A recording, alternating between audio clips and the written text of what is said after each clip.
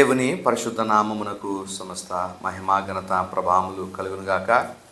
ఇప్పుడు వచ్చిన మీ అందరకు ప్రభైన యేసుక్రీస్తు పరిశుద్ధ నామమున నా హృదయపూర్వక వందనాలు తెలియపరుస్తా ఉన్నాను. ప్రియులారా, మరి పోయిన వారంలో కొన్ని విషయాలు మరి సిలువను గురించినటువంటి అభ్యంతరము అనేటువంటి అంశాన్ని మనము ధ్యానం చేస్తున్నాం. సిలువను గురించినటువంటి అభ్యంతరం అంటే మరి ప్రజలకు లేదా విశ్వాసులకు, క్రీస్తును నమ్మినటువంటి ప్రజలకు మరి ఆ యొక్క సిలువ లేదా క్రీస్తు ప్రభువారి యొక్క ఏదైతే సిలువలో చేసినటువంటి బలియాగం ఉందో అది తాము నీతిమంతులు అవ్వడానికి లేదా ఆ నీతిని కొనసాగించడానికి ప్రభు చేసినటువంటి కార్యము సరిపోదు అని విశ్వసించినటువంటి వారు, ఆలోచించినటువంటి వారిని మనము ఈ సిలువను గురించినటువంటి అభ్యంతరపడినటువంటి వారుగా మనం చూస్తూ ఉన్నాం.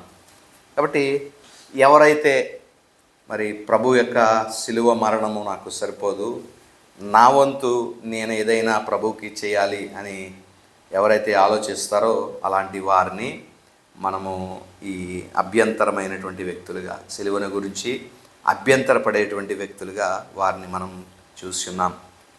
ఈ చార్ట్ చూసినట్లయితే వాళ్ళకి అటువైపు సెక్షన్ వాళ్ళకి అభ్యంతరం లేదు.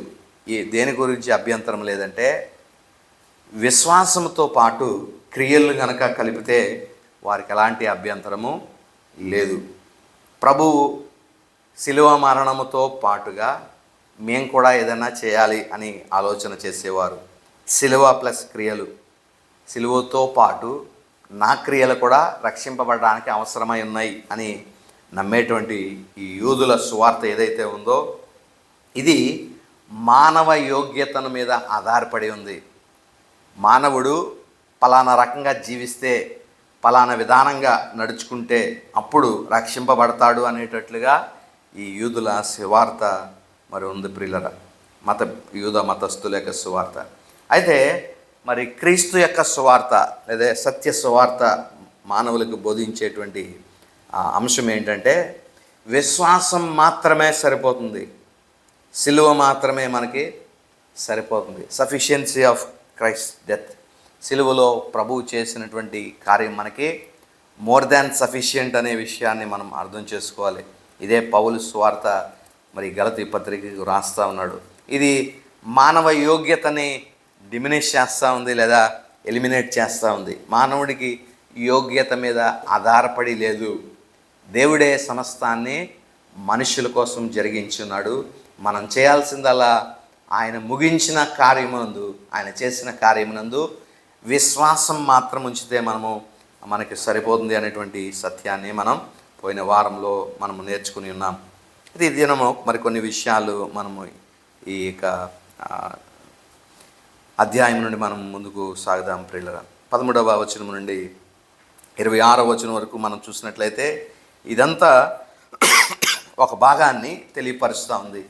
ఏంటి అంటే ఆత్మలో మనము జీవించినప్పుడు పరిశుద్ధాత్మ ఫలములు మనం ఫలిస్తాం, జీవము కలిగిన వారుగా ఉంటాం. క్రీస్తు మనకు అనుగ్రహించినటువంటి స్వాతంత్రాన్ని మనం ఏ విధంగా మరి ఉపయోగించుకోవాలి అనేటువంటి విషయాలు మనకి అక్కడ అర్థమవుతూ ఉన్నాయి ప్రియులరా. కాబట్టి ఈ రకమైనటువంటి ఆలోచన, ఒక స్వాతంత్రము ఒక వ్యక్తికి, ధర్మశాస్త్రము నుండి స్వాతంత్రము ఒక వ్యక్తికి వచ్చిన తర్వాత ఆ వ్యక్తి మరి ఇతరులను మరి ఇబ్బంది పెట్టేటువంటి వాడిగా ఉండకూడదు. అదే 15వ వచనంలో మనం చదువుతాం కదా, వారు ఒకరినొకరు కరచుకుని భక్షించుకునేటువంటి వారుగా వారున్నారు. ఎందుకు? దేవుడిచ్చినటువంటి స్వాతంత్రాన్ని తప్పుగా వినియోగించుకోవడం వల్ల వారు ఒకరినొకరు భక్షించుకునేటువంటి స్థితికి వారు వెళ్ళిపోయినట్లుగా మనం చూస్తూ ఉన్నాం. కాబట్టి దేవుడిచ్చిన స్వాతంత్రాన్ని ఆత్మ సహాయంతో మనము ఆ స్వాతంత్రాన్ని చక్కగా వినియోగించుకున్నప్పుడు ఆత్మఫలము మనము ఫలిస్తాము అనే విషయాన్ని ఈ కింద వచనాల్లో మనము అర్థం చేసుకోగలుగుతాం ప్రియులరా.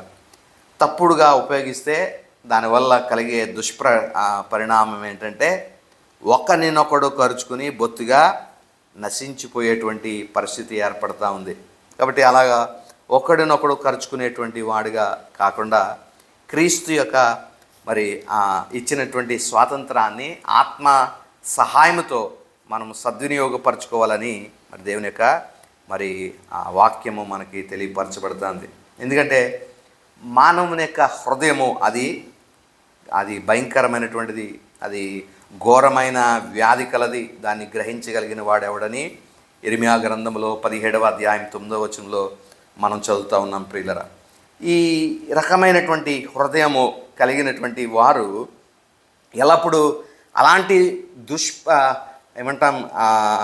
నీచమైనటువంటి లేకపోతే ఘోరమైనటువంటి ఆలోచనలే మనుష్యుడు హృదయంలో నుండి వస్తాయి. ప్రియులరా, కాబట్టి ఇలాంటి హృదయాన్ని మనము ఏం చేయాలంటే దేవునికి, మన పరిశుద్ధాత్మ దేవునికి మనము అప్పగించుకున్నప్పుడు ఈ స్వాతంత్రాన్ని మనకు నచ్చినట్లుగా కాక ఆత్మ సహాయంతో మనం గనక ఈ స్వాతంత్రాన్ని మనం సద్వినియోగపరుచుకుంటే ఆత్మ ఫలములు మనము ఫలించగలిగిన వారం అవుతామనేది ఈ యొక్క దీని యొక్క అర్థంగా మనం చూడగలుగుతూ ఉన్నాం. కాబట్టి ఈ కయీను హేబేలు యొక్క వృత్తాంతంలో మరొకసారి మనం చూడొచ్చు.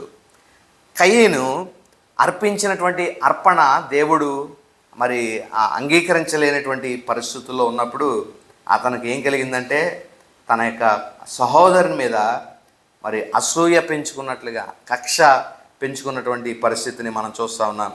ఆ కక్షతో అతడు సహోదరుని చంపడానికి కూడా వెనుకాడనటువంటి పరిస్థితిగా మనం చూస్తూ ఉన్నాం ప్రియులరు. కాబట్టి ఇదంతా దేనివల్ల వచ్చిందంటే మరి అతడు శరీరేచ్ఛని నెరవేర్చడానికి ఎప్పుడైతే పూనుకున్నాడో ఆ శరీరము కార్యము స్పష్టమైంది. మనం ఇక్కడ చూసాం కదా, శరీర కార్యాలు క్రోధము, అభిచారము, ద్వేషము, కలహము, మత్సరములు, క్రోధములు, కక్షలు, భేదములు, విమతములు, అసూయ, మత్తతో అలలతో కూడిన ఆటపాట్లు, ఇవన్నీ మరి ఈ శరీరాన్ని మనం ఎప్పుడైతే అనుసరించి దేవుణ్ణి ఆరాధించడానికి మనము పూనుకుంటామో అప్పుడు ఇవన్నీ యాక్టివేట్ అవుతాయి మనిషి జీవితంలో. ఎప్పుడైతే ఆజ్ఞను ఆధారం చేసుకుని మనం బ్రతకడానికి ప్రయత్నిస్తామో మానవుని శరీరంలో ఇవన్నీ కూడా ఫుల్ ఫామ్లో ఇవి ఉంటాయి. ఈ యొక్క క్రోధాలు కానీ, కక్షలు కానీ, మత్సరములు కానీ, కలహాలు కానీ, ఇవన్నీ శరీరంతో ఇతను అవన్నీ జరిగించడానికి పూనుకుంటూ ఉంటాడు ప్రియులరు. కాబట్టి ఇలాంటివి మరి ఎందుకు ఒక వ్యక్తి చేస్తున్నాడంటే అతడు శరీరాన్ని లేకపోతే ఆజ్ఞను అనుసరించి జీవించినటువంటి కారణం చేత అనేది మనం జ్ఞాపకం చేసుకోవాలి. చూడండి, కయీను హేబేలును చంపాడు. శరీరేచ్ఛని అతడు నెరవేర్చి శరీరానుసారంగా దేవుణ్ణి ఆరాధించినటువంటి ఆ ఫలితమే కయీను హేబేలుని చంపినట్టుగా మనం చూస్తూ ఉన్నాం. క్రీస్తు దినముల్లో కూడా క్రీస్తు ప్రభువారిని చంపడానికి ఈ యూదా మతస్థులు కానీ లేకపోతే పరిసయ్యులు, శాస్త్రులు, వీరందరూ మత పెద్దలందరూ కూడా క్రీస్తును చంపడానికి కారణం ఏంటంటే వారు దేవుణ్ణి ఆరాధించినటువంటి ఆరాధన ఆత్మతోనూ సత్యంతోనూ వారు ఆరాధించలేదు, కానీ ధర్మశాస్త్రాన్ని అనుసరించి వారు దేవుణ్ణి చేరుకోవడానికి ప్రయత్నించారు. ఎప్పుడైతే ఆజ్ఞను అనుసరించి వారు దేవుణ్ణి ఆరాధించడానికి వారు ప్రయత్నం చేస్తారో అప్పుడు ఏమవుతాయి, ఈ లోపల శరీర కార్యాలు అవి మేనిఫెస్టేషన్ జరుగుతూ ఉంటుంది. ఎప్పుడైతే శరీర కార్యాలు అవి లోపల నుంచి ఎప్పుడైతే ఇగ్నైట్ చేయబడ్డాయో క్రోధం వస్తుంది, కలహాలు వస్తుంది, మత్సరం, కక్షలు, ఇలాంటివన్నీ కూడా వాటిలో అధికమైపోతాయి. వారు అందుకునే అలాంటి కేకలు వేశారు. మీ పిలాతు యొద్దకు క్రీస్తుని తీసుకొచ్చినప్పుడు అతడు ఒకటి తక్కువ 40 కొరడా దెబ్బలు క్రీస్తుని కొట్టించిన తర్వాత ఇదిగో ఈ శిక్ష ఇతనికి సరిపోతుంది కదా అంటే వారు చేసినటువంటి పని వారు మరబిగ్గరగా ఇతను సిలువ వేయండి అని కేకలు వేశారు. ఎందుకు ఇంత క్రోధము, ఇంత కక్ష, ఇంత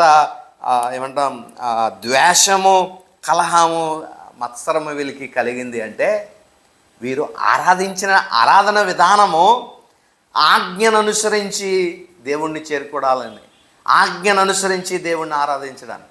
కయ్యను ఎలాగైతే శరీరేచ్ఛను అనుసరించి ప్రభువును దేవుణ్ణి ఆరాధించడానికి చూశాడో, వీళ్ళు కూడా ఆజ్ఞను హేతువు చేసుకుని ధర్మశాస్త్రము ద్వారా దేవుణ్ణి చేరుకోవాలని ప్రయత్నం చేసిన వీరిలో కూడా అవే సేమ్ గుణ లక్షణాలు, కలహము, మత్సరము, విమతములు, భేదములు, అసూయ, ఇలాంటివన్నీ కనబడడానికి కారణం ఏంటంటే ఆ ధర్మశాస్త్రాన్ని ఆధారం చేసుకుని వారు దేవుణ్ణి ఆరాధించినటువంటి ప్రతిఫలమే ఇది.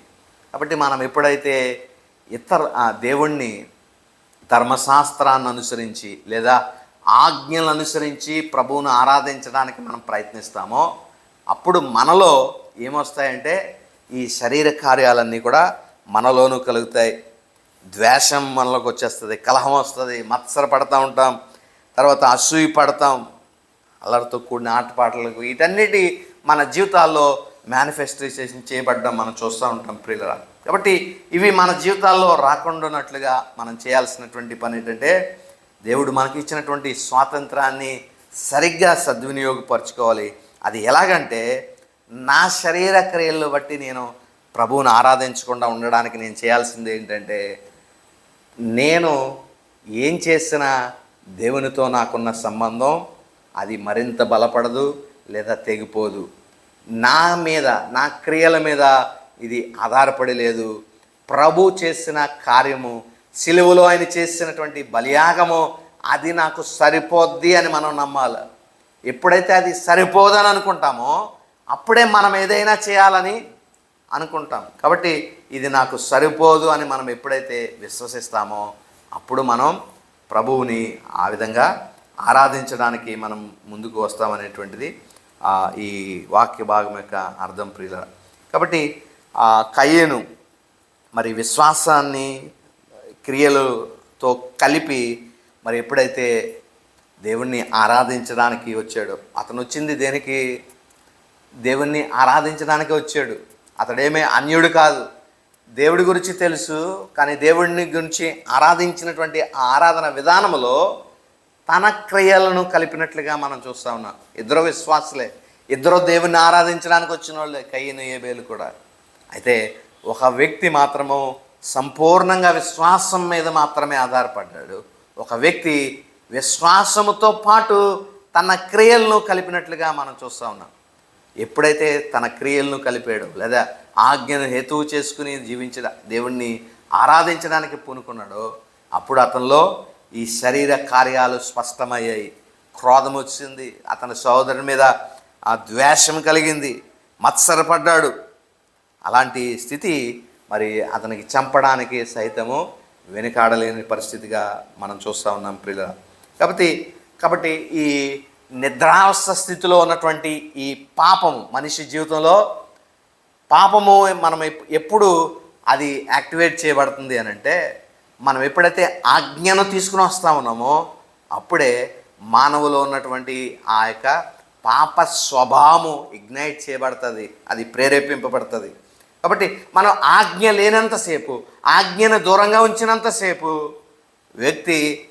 వ్యక్తిలో ఉన్నటువంటి పాప స్వభావము అది మృత స్థితిలోనే ఉంటుంది, నిద్రావస్థ స్థితిలో ఉంటుంది.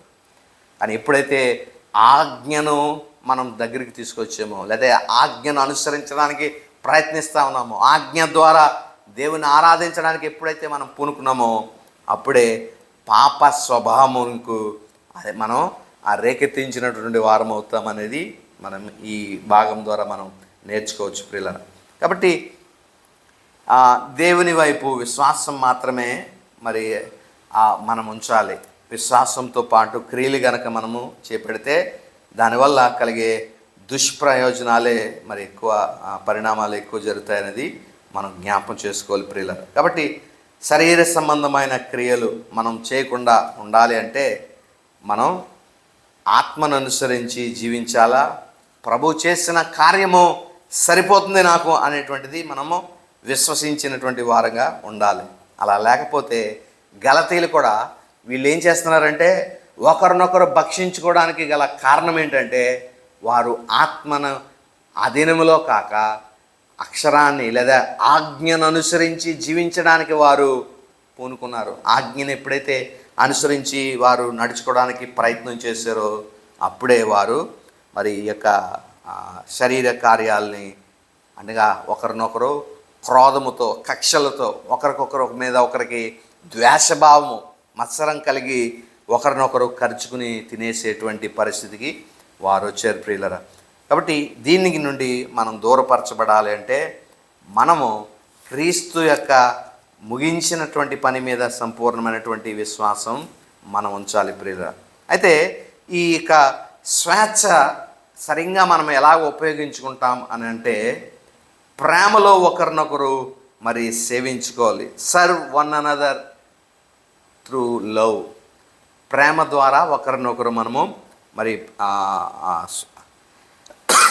ఇక్కడ చూద్దాం 13వ వచనం ఆఖరి భాగంలో మనం చూస్తే, ఈ స్వాతంత్రమును శరీర క్రియలకు హేతువు చేసుకొనక ప్రేమ కలిగిన వారై ఒకరికొకడు దాసులయుండి.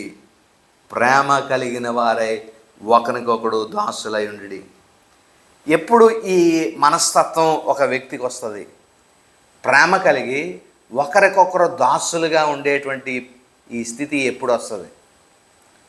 ఈ పైన ఉన్నటువంటి ఆ మాటను కనుక మనం చదివితే ఒకరికొకరు వారు ఎలా ఉన్నారంట, 13వ వచనంలో, సహోదరులారా మీరు స్వతంత్రులుగా ఉండుటకు పిలువబడితే అయితే ఒక మాట, ఈ స్వాతంత్రము శరీర క్రియలకు హేతువు చేసుకొనక. ఒకవేళ శరీర క్రియలకు కనుక హేతువు చేసుకుని ఒక వ్యక్తి జీవిస్తే దానివల్ల కలిగేటువంటి ఆ పరిణామాలు ఏంటంటే, ఈ శరీరంతో మనం చేసేటువంటి ఆ క్రియలు ఏదైతే ఉన్నాయో అవి మేనిఫెస్టేషన్ చేయబడతాయి. అయితే ఇక్కడ మనం గమనించాల్సింది ఏంటంటే, శరీర క్రియలుగా మనలో రాకుండా మనం చేయాల్సినటువంటి పని ఏంటంటే, దేవుడిచ్చినటువంటి స్వాతంత్రాన్ని మనం సద్వినియోగపరుచుకుంటూ కనుక మనం జీవించాలంటే ప్రేమ కలిగిన వారమై ఒకరికొకరు దాసులయుండి. దాసులు అంటే ఆ మాటను కనుక మనం ఆలోచన చేస్తే, యేసుక్రీస్తు ప్రభువారు ఫిలిప్పీలకు రాసిన పత్రిక 2వ అధ్యాయంలో దాసుడిగా ప్రభు ఎలాగ ఈ లోకానికి వచ్చాడు అనేటువంటిది మనం చూస్తూ ఉన్నాం. ఆయన రిక్తునిగా తను తాను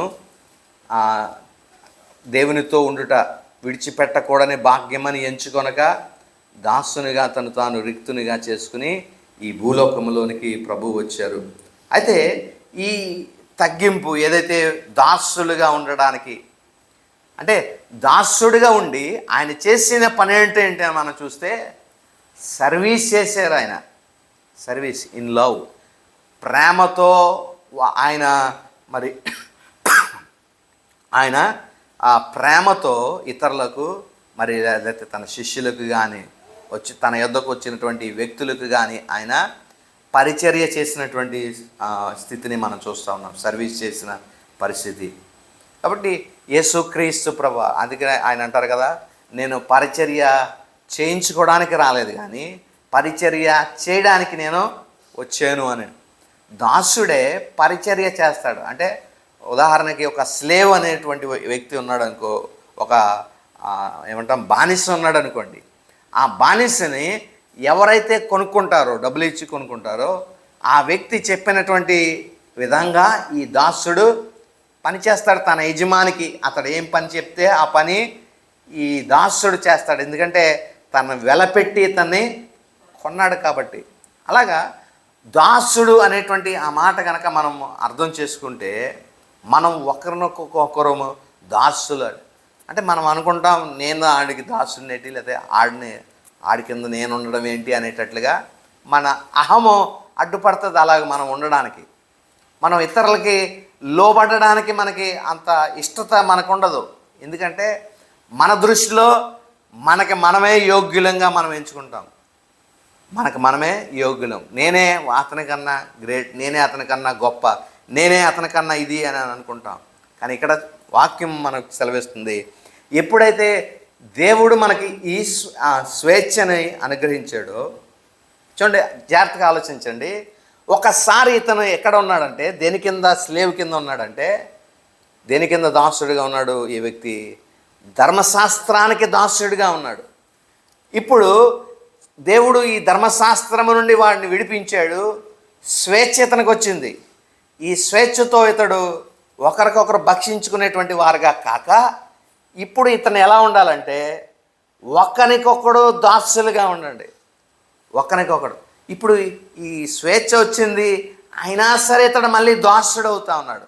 అయితే ఈసారి దాస్యత్వము ఏదైనా ఆ దాస్యత్వం ఏంటంటే బలవంతంగా ఇతని మీద మోపబడింది ఈ దాస్యత్వం. కానీ ఇక్కడ బలవంతంగా మోపినటువంటి దాస్యత్వం కాదు. ఇప్పుడు ఇతడు దాసుడిగా ఉండడానికి ఒప్పుకుంటాడు. ఎందుకు ఒప్పుకుంటాడంటే ప్రేమతో ఒప్పుకుంటాడు. ప్రేమించాడు కాబట్టి. దేవుడు ఎందుకు వచ్చి మానవులకు ఒక దాసుడిగా తను తాను రిక్తునిగా చేసుకుని ఆయన శిష్యులు పాదాలు కడిగినటువంటి సందర్భం మనం చూస్తే ఆయన ఒక దాసుడిలాగా ఒక రుమాలు నడుమునకు చుట్టుకుని ఆ క్రీస్తు ఆ యొక్క పాదాలను మరి నీళ్లు పోసి కడిగి ఆ అంతటి కార్యము చేయడానికి గల కారణం ఏంటంటే ప్రభు వారిని ప్రేమించాడు కాబట్టి వారికి ప్రభు సర్వ్ చేస్తూ ఉన్నాడు. ప్రభు వారిని ప్రేమించాడు కాబట్టి ప్రభు వారికి పరిచర్య చేస్తూ ఉన్నాడు. పరిచర్య అంటే ఏదో సువార్త బ్యాగ్ వేసుకుని అలా వెళ్ళిపోవడం కాదండి. ఒకరికి దాసునిగా ఉండి వానికి ఏమి అవసరత ఆ అవసరత తీర్చినటువంటి స్థితి కలిగి ఉండడం. అలాగా ప్రభు అంతటి పరిచర్య మనుష్యులను ప్రేమించాడు కాబట్టి ఆ సర్వీస్ ప్రభువు చేశాడు. ఒకవేళ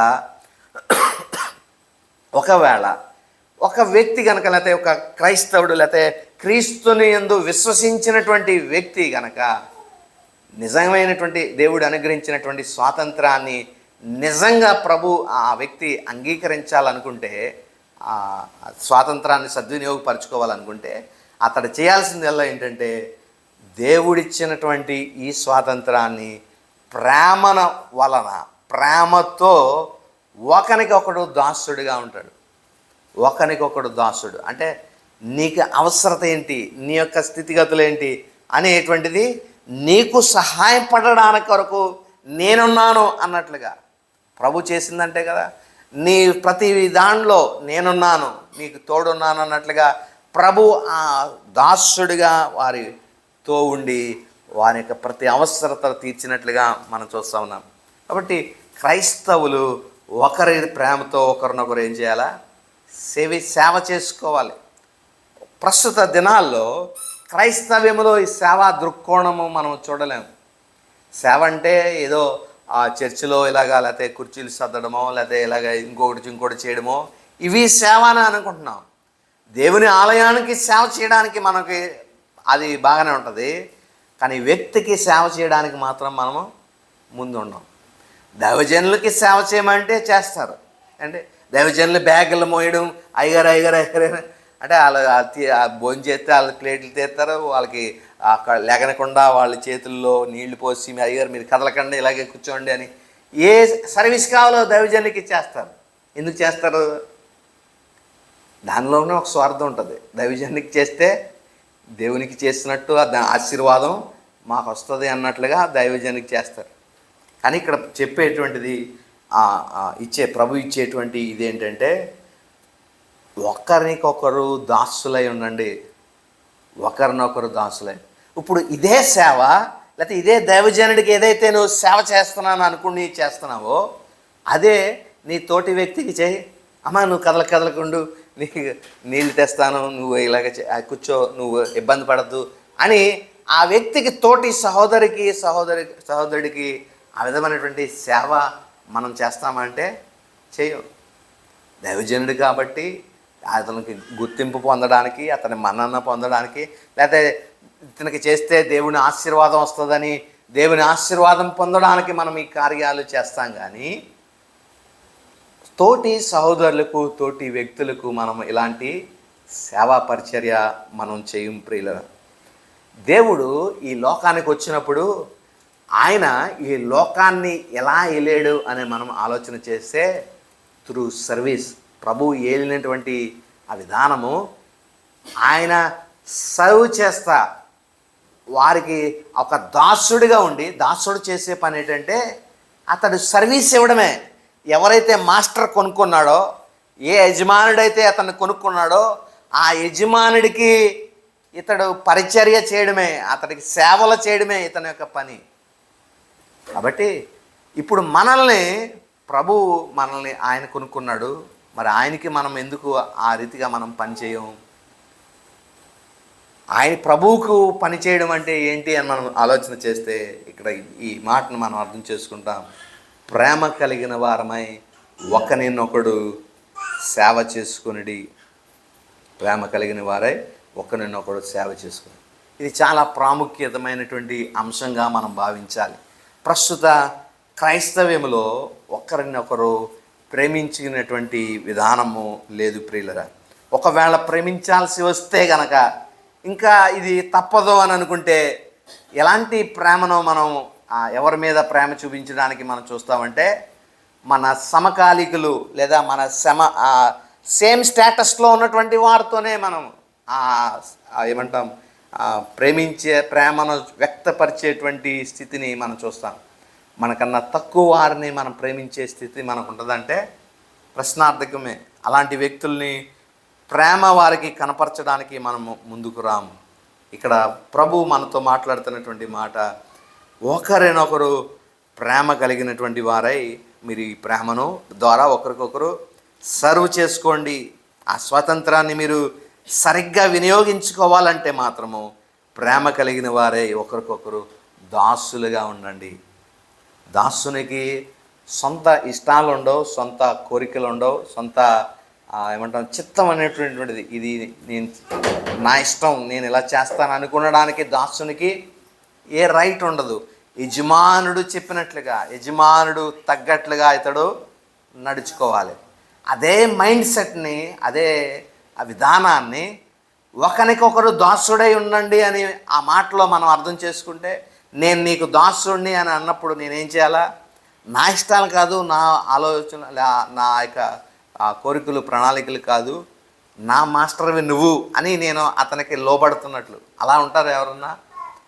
నేను నీకు దాసుడిని, నువ్వు చెప్పినట్టుగా నేను చేస్తాను అని ఒకరికొకరు మనము అలాంటి ప్రేమను సంఘాల్లో మనము కనపరచగలుగుతున్నామా అంటే అలాంటి ప్రేమ మనము సంఘాల్లో వ్యక్తపరచలేకపోతా ఉన్నాం ప్రియులరా. ఈ క్రైస్తవ స్వేచ్ఛ త్యాగాన్ని, త్యాగమపూరితమైనటువంటి ప్రేమను వ్యక్తపరచాల్సినటువంటి పరిస్థితి ఉంది. త్యాగము, సాక్రిఫైస్ ఉండాలండి. సాక్రిఫిషియల్ లవ్ అనేటువంటిది క్రైస్తవ ప్రేమలో మనం చూడగలగాలి. అలాంటిది ప్రస్తుత దినాల్లో మనము చూడలేని పరిస్థితుల్లో మనం ఉంటా ఉన్నాం. చూడండి 13వ అధ్యాయంలో, యోహాను సువార్త 13వ అధ్యాయము 34వ వచనాన్ని మనం చదివితే, యోహాను సువార్త 13వ అధ్యాయము 34వ వచనము, మీరు ఒకరినొకరు ప్రేమింపవలనని క్రొత్త ఆజ్ఞ ఇచ్చుచున్నాను, నేను మిమ్మల్ని ప్రేమించినట్లే మీరును ఒకరినొకరు ప్రేమింపవలను. మీరు ఒకరినొకరు ప్రేమ కలిగిన వారై యుండిన ఎడల, ప్రేమ కలిగిన యుండిన ఎడల దీనిని బట్టి మీరు నా శిష్యులని అందరూ తెలుసుకుందురు. ఈ లోకంలో క్రీస్తు ప్రభువారి శిష్యులని తెలుసుకోవడానికి ఒక క్రైటీరియా ప్రభు ఇక్కడ మనకి చూపిస్తూ ఉన్నాడు. తెల్ల బట్టలు కట్టుకున్నంత మాత్రాన వాళ్ళు ప్రభు శిష్యులని కాదు, లేకపోతే బొట్టు ఇంకొకటి తీసేసినంత మాత్రాన వారు ప్రభు యొక్క శిష్యులని కాదు. ఎలాగ మనము దేవుని శిష్యులము, దేవుని సేవకులము అని, దేవుని బిడలమని ఇతరులు మనల్ని ఎలాగ చూసి తెలుసుకోగలుగుతారంటే, ఇక్కడ ఇవ్వబడినటువంటి రూల్ ఏంటంటే, దేనిని బట్టి మనము ఒకరినొకడు క్రీస్తు ప్రేమించినట్లుగా మనము ఇతరులను ప్రేమించినప్పుడు అప్పుడు వాళ్ళు తెలుసుకుంటారు, దీనిని బట్టి మీరు నా శిష్యులని ఇతరులు అందరూ తెలుసుకుంటారు. లోకము క్రీస్తును తెలుసుకుపోవడానికి కారణము ఏంటంటే, ఇన్ని సంవత్సరాలైనా 2000 సంవత్సరాలు, క్రీస్తు ప్రభువారు చనిపోయి 2000 దాదాపుగా 2000 సంవత్సరాలు అయిపోయినా ఇంకా క్రీస్తుని ఎరగని వారు ఉన్నారంటే దానికి కారణం ఏంటో తెలుసా? మనమే, క్రైస్తవులే. ఎందుకంటే క్రైస్తవులు గనక నిజంగా క్రీస్తు ప్రేమను గనక తెలియపరచగలిగితే లోకానికి, క్రీస్తు ప్రేమించినట్లుగా వారు దేవుని ప్రేమను ఈ లోకములో మరి వారు ప్రేమను పంచగలిగితే వారు ఎప్పుడో క్రీస్తుని తెలుసుకుని ఉండేవారు. అందుకనే లోకములో మీరు నా శిష్యులని మరి తెలియలేకపోవడానికి గల కారణము వారు ప్రేమించాల్సినటువంటి విధానంలో వారు దేవుని ప్రేమను పంచలేకపోతా ఉన్నారు. కాబట్టి ఇది చాలా ఏమంటాం, చాలా అవసరముతో కూడినటువంటి ఒక ఆజ్ఞ, పాటించే ప్రయారిటీతో కూడినటువంటి ఒక ఆజ్ఞ ఏంటంటే మీరు ఒకరికొకరు దాసులై ఉండండి. ఈ 13వ వచనం ఆఖరి భాగంలో, గలతీ పత్రిక 5వ అధ్యాయం 13 ఆఖరి భాగంలో, శరీర క్రియలకు హేతువు చేసుకొనక ప్రేమ కలిగిన వారై ఒకరినొకడు దాసునయుడి, ఒకరికొకడు. కాబట్టి ఆ దాసుడుగా ఉండడం, ఒకరికొకరు మనమే యోగ్యులం అనుకుంటాం, మనమే వారికంటే గ్రేట్, మనమే వారికంట గొప్పవారము అని తలంచుకుంటూ ఉంటాం. వారి క్రింద లోబడడానికి మనం ఎంత మాత్రమో మనం ఇష్టత చూపం ప్రియులరా.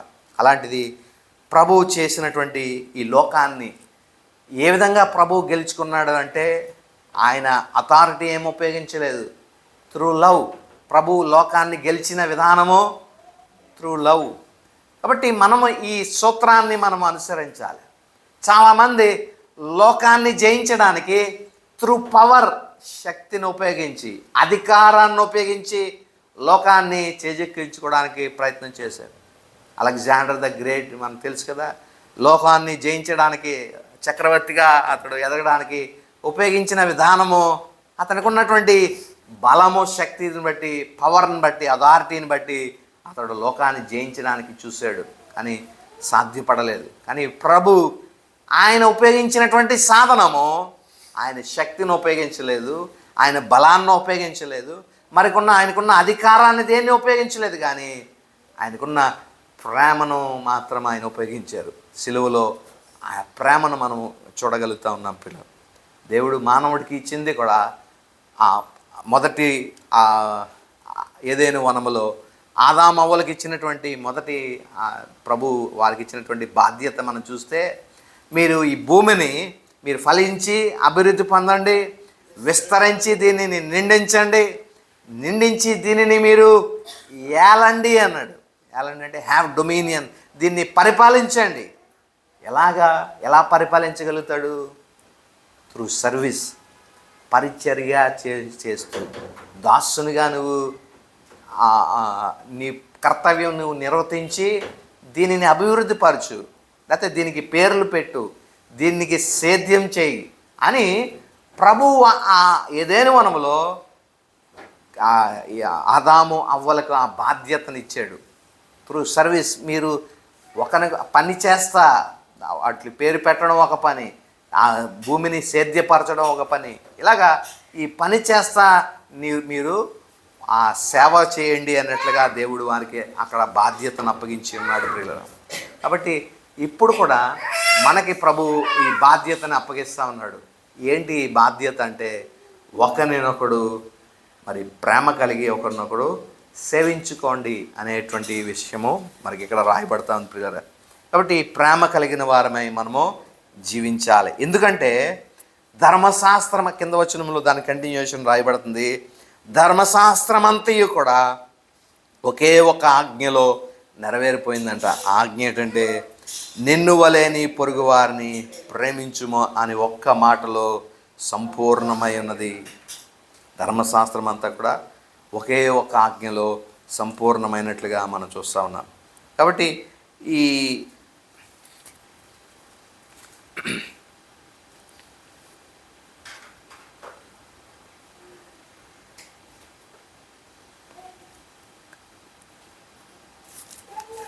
ఈ విషయాన్ని ఒకసారి మనం అర్థం చేసుకుందాం. 1వ యోహాను రాసినటువంటి 1వ పత్రికను కనుక మనం చూస్తే 4వ అధ్యాయము 19వ వచనం. యోహాను రాసిన మొదటి పత్రిక 4వ అధ్యాయము 19వ వచనాన్ని మనం చదివితే, ఆయనే మొదట మనలను ప్రేమించిన గనక మనము ప్రేమించుచున్నాము. ప్రభువే మనల్ని మొదట ప్రేమించాడు. మనమేమి మొదట ప్రభువుని ప్రేమించినటువంటి వారం కాదు. ఏమండి, మీరు ఎప్పుడైనా విన్నారా? ఎవరికైనా ఒక వ్యక్తి తనకు తానుగా దేవుణ్ణి తెలుసుకున్నటువంటి వ్యక్తి ఎవడలేడు. ఆది నుండి కూడా మనుష్యుల్ని వెతుక్కుని దేవుడే వచ్చాడు. అంటే ఏదైనా వనములో ఆదామవ్వలు పాపం చేసి దేవుడు వస్తుంటే వారు భయపడి, దేవునికి భయపడి వారు దాక్కున్నారు, ఆ పొదల్లో దాక్కున్నారు.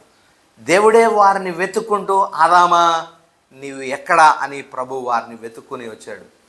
ఇదే దేవుని పరిచర్య.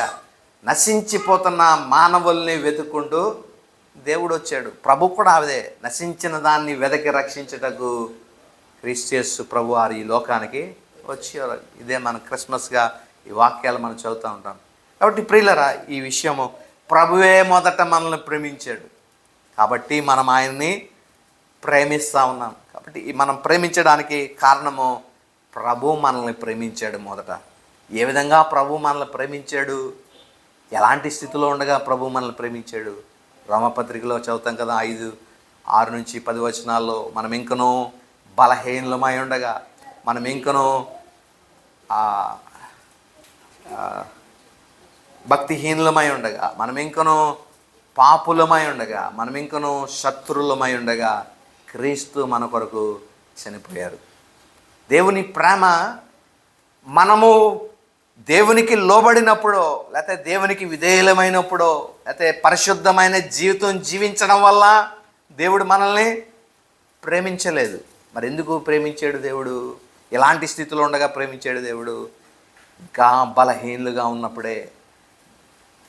దేవుని ఆ ఆజ్ఞలను పాటించలేనటువంటి బలహీనులుగా మనం ఉన్నాం, భక్తిహీనులుగా ఉన్నాం, సరైన భక్తి చేయలేనటువంటి వారుగా ఉన్నాం, పాపులుగా ఉన్నాం, మనం శత్రువులుగా దేవునికి వ్యతిరేకంగా మనం జీవిస్తూ ఉన్నాం. ఇలాంటి స్థితిలో ఉండగానే ప్రభు మనల్ని ప్రేమించి మన కొరకు తన ప్రాణమును పెట్టాడు. ఇదే కదా దేవుని ప్రేమ. శత్రువులంగా ఉండగా, బలహీనము, భక్తిహీనులము, పాపులము, శత్రువులమై ఉండగా ప్రభు మనల్ని ప్రేమించాడు. ఇలాంటి ప్రేమ ప్రభు మనం చేసినటువంటి అతిక్రమాలను కూడా ఆయన జ్ఞాపకము చేసుకొనలేదు అని మనం చదువుతాం. ఆ క్రొత్త నిబంధనలో ప్రభు నేర్పినటువంటి మాట, లేకపోతే ప్రభు చెప్పిన మాట, ఆ నిబంధన చేస్తూ ఆయన ప్రభు ఇర్మియా గ్రంథంలో 31వ అధ్యాయంలో మనం చూస్తాం, నేను వారి పాపములు ఇక్కడ ఎన్నడనో జ్ఞాపకము చేసుకొనను. ప్రభు మన పాపాలని జ్ఞాపకం చేసుకొనక, మనకు ఆ కీర్తనలో కూడా ఉంటుంది, 103వ కీర్తనలో, మన దోషములకు రావలసిన శిక్షను ఆయన మన మీద వేయట్లేదు. ఆయన మన దోషములు పడమటికి తూర్పు ఎంత ఎడమగా ఉన్నాయో ఆయన యందు మన అతిక్రమాలు కూడా మనకంతా ఆయన దూరం పరిచి ఉన్నాడు అనే విషయాన్ని మనం చూస్తూ ఉన్నాం. ఇంతటి ప్రేమ దేవుడు మన ఎడల వ్యక్తపరిచాడు, మన ఎడల కనపరిచాడు. కాబట్టి మొదట ఆయనే కనపరిచాడు. కాబట్టి ఆ ప్రేమను మనం పొందుకున్న వారమై ఈ దేవుణ్ణి తిరిగి మనము ప్రేమిస్తున్నామనే విషయాన్ని ఈ యోహాను పత్రికలో 4:19 మనం చదువుతున్నాం. మొదట ప్రభువే మనల్ని ప్రేమించాడు. ఆ ప్రేమను మనం పొందుకున్న వారమై మనం తిరిగి ప్రభువుని ప్రేమించడానికి సిద్ధపడతా ఉన్నాం. అయితే ఇన్ని ఆజ్ఞలు ఉన్నాయి కదా ధర్మశాస్త్రంలో. ఈ ఆజ్ఞలన్నీ కూడా మనము క్రోడీకరించి చూస్తే ఒకే ఒక ఆజ్ఞ కింద మరి దేవుడు దీన్ని తయారు చేస్తూ ఉన్నాడు. దాన్నే నిన్ను వలె నీ పొరుగు వారిని ప్రేమించుము. మనము క్రొత్త నిబంధనలో ఈ ఆజ్ఞ ఇచ్చాడు అన్నట్లుగా మనము చూస్తూ ఉన్నాం. కానీ దేవుడు చెప్తున్నాడు పాత నిబంధనలోనే, లేకపోతే ధర్మశాస్త్రములోనే ఈ విధమైనటువంటి సారాంశం కలిగి ఉంది అని ప్రభు ఈ విషయాన్ని తెలియపరుస్తున్నాడు. నిన్ను వలె నీ పొరుగు వారిని ప్రేమించుము అనేటువంటి. కాబట్టి ఒక వ్యక్తిని, సహోదరుని మరి మనం ప్రేమించినప్పుడు మరి ఆ ఆజ్ఞలను మనము నెరవేర్చిన వారం అవుతాం అనేటువంటి మాట ఇక్కడ మనకి రాయబడతా ఉంది ప్రియులారా. కాబట్టి స్వేచ్ఛ ఏదైతే మనకు స్వేచ్ఛ దేవుడు మనకు అనుగ్రహించాడో, గల్తీలకు ఇచ్చినటువంటి స్వేచ్ఛ ఏదైతే ఉందో, ఆ స్వేచ్ఛను మరి దీన్ని మనం ఇంకొక విధంగా చెప్పాలంటే ఇతరులను ప్రేమించడానికి దేవుడు మనకి స్వేచ్ఛ ఇచ్చాడు.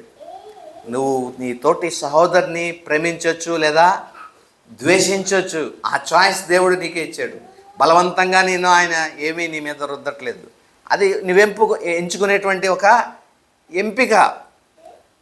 చూడండి, యెహోషువ ఎలాగైతే చూడుడి నేడు మీ ఎదుట ఆశీర్వాదమును శాపమును పెడుతున్నాను, జీవనమును మరణమును పెడుతున్నాను. ఏది ఎంచుకోవాలనుకుంటున్నారో అదే మీరు ఎంచుకోండి. కానీ నేనును నా ఇంటి వారిని మాత్రము దేవుణ్ణే యెహోవానే సేవిస్తామని ఆ వ్యక్తి ఎంచుకున్నాడు. అలాగా మనకి కూడా ఈ దేవుడిచ్చినటువంటి స్వేచ్ఛను బట్టి మనము ఏదో ఒకటి ఎంచుకోవచ్చు. ఆ ఎంచుకునేటువంటిది మరి ఒక దేవుడిచ్చిన స్వేచ్ఛని పాపం చేయడానికి ఆ స్వేచ్ఛని నువ్వు ఉపయోగించవచ్చు. లేదా ఆ ధర్మశాస్త్రము నుండి విడుదల పొందిన వాడవై ఒకరినొకడు ప్రేమతో మరి ప్రేమించేటువంటి నీ సహోదరుని, అలా నిన్ను వలె నీ సహోదరుని ప్రేమించేటట్లుగా ఆ స్వేచ్ఛను ఉపయోగించవచ్చు. ఒకవేళ ఇది గనక నీవు వినియోగించుకుంటే, అయితే పాపం చేయడానికి, ధర్మశాస్త్రాన్ని నెరవేర్చడానికి మరలా గనక నీవు ఉపయోగిస్తే, ఈ స్వేచ్ఛను ఉపయోగిస్తే, నీ తోటి వ్యక్తికి ఎప్పుడు నీవు హానే చేస్తావు. ఎందుకు నీవు హాని చేస్తావు? గలతీ పత్రికలో ఈ మాట రాయబడుతుంది 15వ అధ్యాయంలో. నువ్వెందుకు నీ సహోదరుని భక్షిస్తున్నావు అనేటువంటిది ఇక్కడ మనం చూస్తున్నాం. చూడండి అక్కడ, అయితే మీరు ఒకరినొకడు ఖర్చుకుని భక్షించుకుంటున్నారు. ఎందుకు మీరు ఒకరినొకరు భక్షించుకోవాల్సిన పరిస్థితి మీకు ఎందుకు వచ్చింది? వారికి ఇవ్వబడినటువంటి స్వేచ్ఛను సరిగా ఉపయోగించుకొనక పాపం చేయడానికి, ధర్మశాస్త్రానికి లోబడడానికి, ఆజ్ఞను నెరవేర్చడానికి వారు చూస్తున్నారు. కాబట్టి వారిలో ఉన్న శరీర క్రియలు, ఏదైతే కోపము, కలహము, మత్సరము, ఇవన్నీ మత్తతులు, విమతములు, భేదములు, అసూయ, కుళ్ళు, ఇవన్నీ ఉన్నాయి. ఇవన్నీ ఈ ఆజ్ఞను హేతువు చేసుకుని మనం జీవించినప్పుడు ఆ ఆజ్ఞ మనలో ఉన్న పాప స్వభావాన్ని అది రేకెత్తేస్తుంది. అప్పుడు ఈ శరీరము ఆ పాప స్వభావాన్ని ఎగ్జిబిట్ చేస్తూ ఉంది ప్రియులరా. కాబట్టి దేవుడిచ్చినటువంటి స్వేచ్ఛని నీవు సరిగ్గా ఉపయోగించుకుంటే నీవేం చేస్తావు? ధర్మశాస్త్రము నుండి వేరుగా వచ్చి ఆ ప్రేమను నువ్వు కనపరచగలుగుతావు. ఏ ప్రేమ? ప్రభు చెప్పినటువంటి ప్రేమ. ఒకరికొకరు దాసులై ఉండి ప్రేమను మీరు కనపరచండి అని దేవుడు ఏదైతే దాసులై ఉండండి, ప్రేమ కలిగిన వారై ఒకరినొకడు దాసులై ఉండండి అనే రీతిలో మనం జీవించగలం. లేదు, దేవుడిచ్చినటువంటి స్వేచ్ఛని నేను పాపం చేయడానికి లేదా ధర్మశాస్త్రాన్ని నెరవేర్చడానికి నేను వినియోగించుకుంటాను అని అంటే దానివలన కలిగేటువంటి దుష్పరిణామం ఏంటంటే నీ తోటి వ్యక్తికి నీవు హాని చేసిన వాడు అవుతావు. ఈ రెండిట్లో ఏదో ఒకటి మనం చేస్తాం.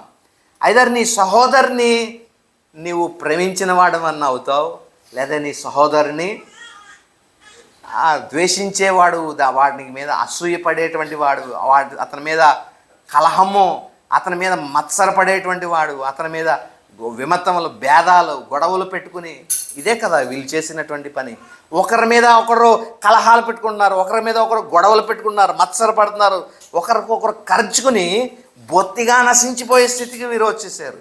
ఎందుకంటే వీరిలో ఏం లేదు, దేవుడిచ్చిన స్వాతంత్రాన్ని బట్టి ఒకరినొకరు ప్రేమించుకునే స్థితి వీరిలో లేదు. కాబట్టి ఆ శరీర కార్యాలు వీరిలో స్పష్టమవుతూ ఉన్నాయి. కాబట్టి ఇప్పుడు మీరు ఆలోచన చేయండి, శరీర కార్యాలంటే ఏదో శరీరంతో నేను చేసే పాపం అని కాదు ఇక్కడ దీని అర్థం. దేవుని యొక్క ప్రేమను నేను సద్వినియోగం చేసుకోకుండా, దేవుడిచ్చిన స్వేచ్ఛను సద్వినియోగం చేసుకోకుండా, ఆ దేవుడి స్వేచ్ఛని మరలా నేను ఆజ్ఞను హేతు చేసుకుని నేను జీవించడానికి ప్రారంభించినప్పుడు నాలో ఉన్న పాప నైజము అది రేకెత్తించబడి ఆ పాప నైజంతో ఇతరుని ఆ కోపము పడతాను, ఇతరుల మీద విమతములు, భేదాలకి కారణమవుతాను, వారితో గొడవలు పెట్టుకొని వారితో వాదాలు పెట్టుకునేటువంటి స్థితికి నేను వెళ్తాను. అలాగే కయ్యను కూడా అలాగే అతని సహోదరుడి మీద ద్వేషం పెంచుకున్నాడు, కలహం పడ్డాడు, అతడు మత్సరపడ్డాడు, అతడు కుళ్ళు కుతంత్రం లోపల పెట్టుకుని అతన్ని చంపివేయడానికి సహితము అతడు పూనుకున్నట్లుగా మనం చూస్తాము. కాబట్టి ఈ రెండిట్లో ఏదోటి మనం చేయగలుగుతాం. మన తోటి సహోదరుని, మన తోటి క్రైస్తవుడిని నువ్వు ఐదర్ ప్రేమించన్నా ప్రేమిస్తావు, లేకపోతే అతన్ని ద్వేషించి అతని మీద కుళ్ళు పెట్టుకుని అతని మీద మత్సరపడి అతని మీద ద్వేషం చూపించిన వాడు అవుతావు. అందుకనే అంటున్నాడు అక్కడ కయ్యను ఒక చక్కని మాట అన్నాడు, నీ తమ్ముడైన ఏబేలు ఎక్కడా అంటే, నేనేమన్నా నా తమ్ముడికి నేను కావలివాడినా అంటే, కావలివాడు కాకపోతే ఇంకో రెండోది మిగిలిందేంటి, చంపేసేవాడు. అంతే.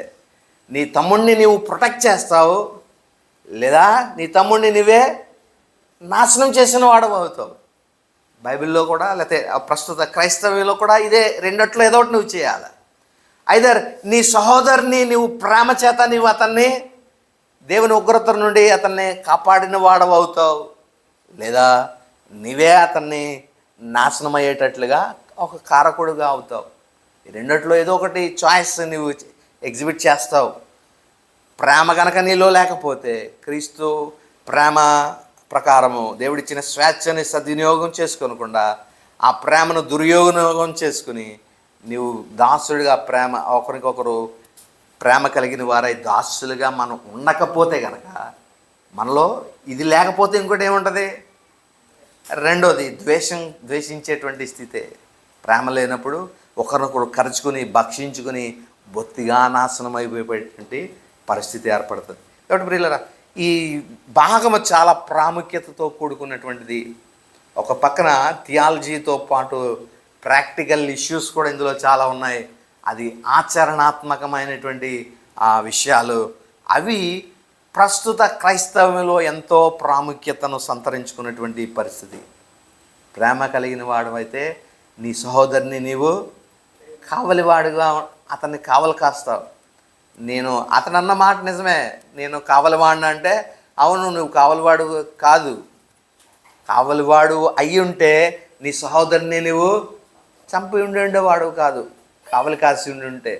అని నువ్వు కావలివాడు కాదు, అతను భక్షించిన వాడువు నీవు అన్నట్లుగా దేవుడు అక్కడ ఒక విషయాన్ని మనకు తెలియపరుస్తున్నాడు. కాబట్టి ఒక విషయము మనకు అర్థమవుతుంది, నీ సహోదరుని నీవు కావలి కాస్తావు, లేదా నీ సహోదరుని చంపేవాడు అన్నవి అవుతావు, అతని నాశనానికి కారకుడుగా అవుతావు. రెండట్లో ఏదో ఒకటి మనం చేసిన వారం అవుతాం ప్రియులారా. కాబట్టి ఆ సహోదరుల్ని నాశనానికి తీసుకుపోయేటువంటి ఆ కదా ఏమంటాం, ఆ నింద మన మీద వద్దు ప్రియులారా. సహోదరులు నీ వలన నీ సహోదరుడు మరి దేవుణ్ణి ఎరగకుండా పోవడం, లేకపోతే అతని యొక్క నాశనానికి నువ్వు కారకుడు అవ్వకుండా ఉండాలంటే, దేవుడు నీకు ఇచ్చిన ప్రేమని నీవు సద్వినియోగపరచుకుంటూ నీ సహోదరుని ఆ దాసుడిగా ఉండేటట్లుగా. అంటే ఈ ప్రేమ ఎలాంటి ఈ ప్రేమ అంటే, స్వచ్ఛందంగా నీకు నీవుగా వాలంటరీగా నీకు నీవు సరెండర్ అవుతా ఉన్నావు. దాసుడిగా ఉన్నప్పుడు అలాంటిది ఉండదు, ఆబ్లిగేషన్ ఉంటుంది అక్కడ. ఏంటి ఆబ్లిగేషన్ అంటే, అతను నేను వెలపెట్టి కొన్నాడు కాబట్టి నువ్వు ఖచ్చితంగా అతనికి లోబడి అతనికి స్లేవ్గా నువ్వు ఉండాలి. ఒక స్లేవ్ యొక్క పని అదే. అతడు నీ మీద ఎంత ప్రైజ్ ఉందో ఆ ప్రైజ్ అతడు చెల్లించాడు కాబట్టి అతనికి నీవు ఆబ్లిగేషన్ నీ మీద ఉంది అతనికి, నువ్వు ఖచ్చితంగా అతనికి పనిచేసి తీరాలి అంతే.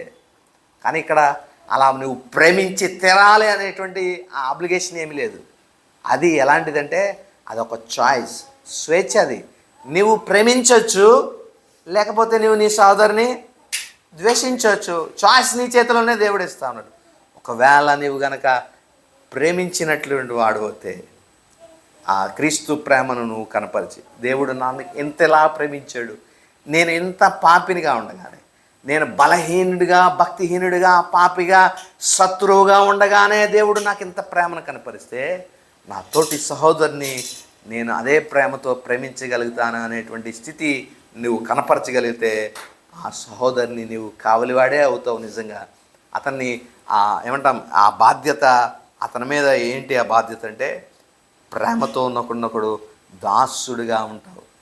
దాసుడి యొక్క పని అతని యోగక్షేమాలు, అయితే అతనికి అవసరతలు తీర్చేటువంటి వాడు దాసుడు చేసే పని ఏంటంటే యజమానుడి యొక్క యోగక్షేమాలు చూసేటువంటి వాడు. అలాగే మనం ఒకరికొకరు దాసులం అంటే దాని అర్థం ఏంటంటే ఒకరికొకరు యోగక్షేమాలు మనము చూసుకోవలసిన వారమై ఉన్నాం. సంఘంలో ఏదో మనం వచ్చి వెళ్ళిపోవడం మాత్రమే కాదు పిల్లలు, ఒక దేవుని ఏమంటాం ఒక శరీరంగా మనము ఎలాగ బిల్డప్ చేయబడ్డామో క్రీస్తులో, అలాగ ఒకరికొకరము ఒకరి యోగక్షేమంలో కొరకు పాటుపడేటువంటి వ్యక్తులుగా మనం ఉండాలి.